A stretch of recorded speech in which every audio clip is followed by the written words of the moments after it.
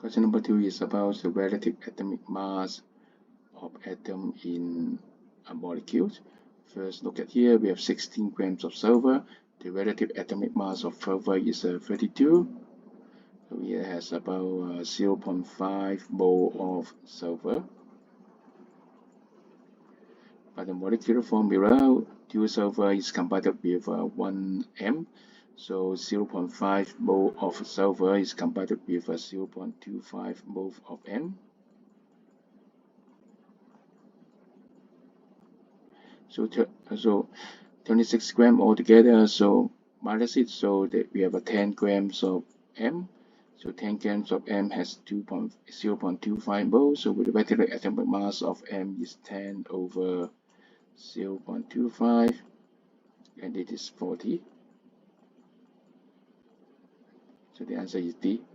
Thank you.